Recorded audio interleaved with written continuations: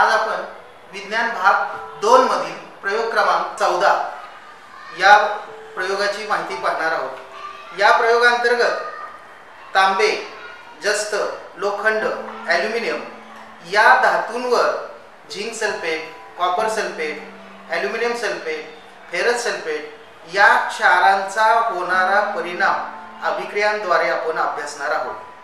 तर यासाठी लागणारे जे साहित्य आहे आपल्याला ते साहित्य मी प्रथम सांगतो की या ठिकाणी आपण ठेवलेले हे साहित्य काही धातूंचे तुकडे आहेत। या ठिकाणी तांब्याचे तुकडे आहेत, जस्ताचे तुकडे आहेत, ॲल्युमिनियमचे काही छोटे छोटे तुकडे आहेत आणि दुसऱ्या पेट्री डिशमध्ये लोखंडाचे तुकडे घेतलेले आहेत। त्याचबरोबर याच धातूंच्या क्षारांची द्रावणे तयार केलेली या ठिकाणी दिसतात। हे आपल्याला दिसत आहे ते कॉपर सल्फेट हे तांब्याचे क्षाराचं द्रावण आहे, हे फेरस सल्फेट लोखंडाच्या क्षाराचं द्रावण, तर हे झिंक सल्फेट आणि हे ॲल्युमिनियम सल्फेट ही त्यांच्या क्षारांची द्रावणे आहेत। तर या क्षारांमध्ये जर आपण हे धातू टाकले तर त्यांच्यावर होणारा परिणाम, त्यांची अभिक्रिया ही यांचे आपण निरीक्षण या प्रयोगांतर्गत करणार आहोत। यासाठी लागणारे साहित्य हे प्रयोग परीक्षा नळ्या, त्याबरोबर परीक्षा नळी स्टँड आहे,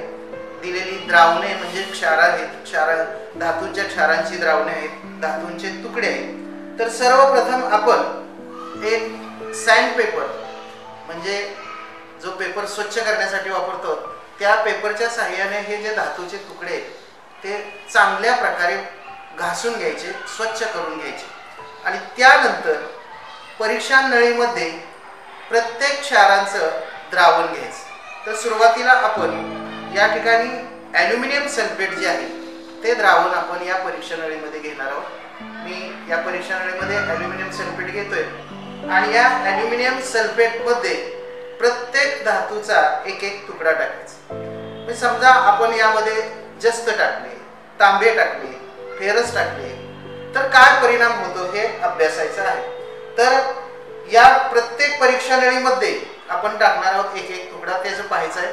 तर सुरुवातीला मी या ठिकाणी ॲल्युमिनियमच टाकत आहे। या ठिकाणी पहा हा ॲल्युमिनियमचा तुकडा आहे आणि ॲल्युमिनियम सल्फेट टाकलेला आहे।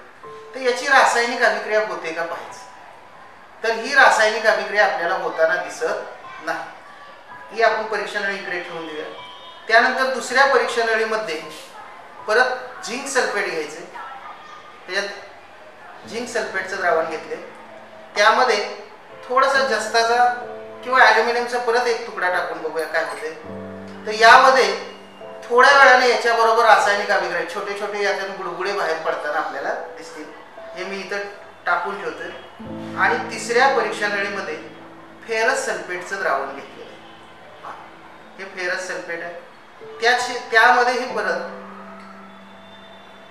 ॲल्युमिनियमचा छोटासा तुकडा एखादा त्यामध्ये टाकायचा।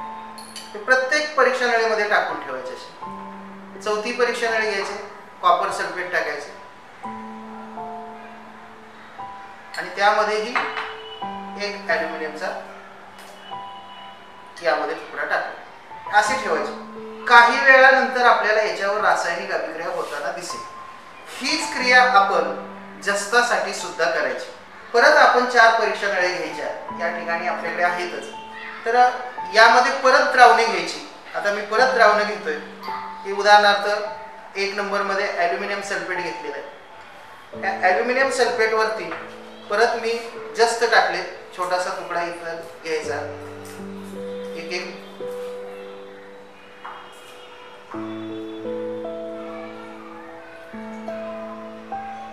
आता इथं ठेवून देऊया आपण। दुसऱ्या परीक्षा नळीमध्ये झिंक सल्फेट घेतलेला आहे, यामध्ये पुन्हा ॲल्युमिनियमचा तुकडा मी टाकतोय, इथं टाकलेला आहे। तिसऱ्या परीक्षा नळीमध्ये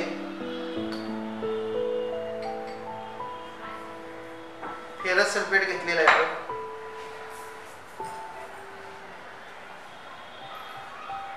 हे पहा, आणि शेवटच्या परीक्षा नळीमध्ये आपण कॉपर सल्फेट घेतोय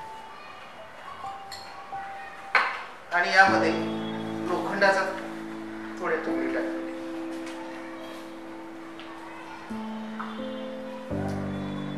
हे ह्या पद्धतीने चारही धातूंसाठी प्रत्येक परीक्षा नळी चारही धातूंसाठी 4-4 परीक्षा नळीमध्ये हे द्रावण घेऊन त्यामध्ये धातूंचे तुकडे टाकून पाहिजे. हे पाहिल्यानंतर आपल्या असं लक्षात येतं की ॲल्युमिनियम या धातूची ॲल्युमिनियम सल्फेट बरोबर कोणतीही रासायनिक अभिक्रिया होत नाही, परंतु ॲल्युमिनियमची झिंक सल्फेट बरोबर, कॉपर सल्फेट बरोबर, फेरस सल्फेट बरोबर रासायनिक अभिक्रिया होते आणि झिंक, कॉपर आणि फेरस हे बाजूला काढले जातात, विस्थापित केले जातात त्यामधून. हे आपल्याला या परीक्षा नळीमध्ये टाकलेल्या याच्यामधून दिसून येते. याचा अर्थ असा होतो की ॲल्युमिनियम धातूची सर्व धातूंच्या म्हणजे झिंक, कॉपर, फेरस या सल्फेटच्या धातूंच्या क्षाराबरोबर रासायनिक अभिक्रिया होते आणि ते धातू विस्थापित होते, त्या धातूंची जागा ॲल्युमिनियम घेते. त्याच पद्धतीने आपण जस्त टाकले, जस्तावर सुद्धा ही अभिक्रिया केली तर जस्ताची अभिक्रिया ॲल्युमिनियम सल्फेट बरोबर होत नाही आणि झिंक सल्फेट बरोबर सुद्धा होत नाही, फक्त फेरस सल्फेट आणि कॉपर सल्फेट बरोबर होते आणि फेरस म्हणजेच लोखंड आणि कॉपर म्हणजेच तांबे विस्थापित होते.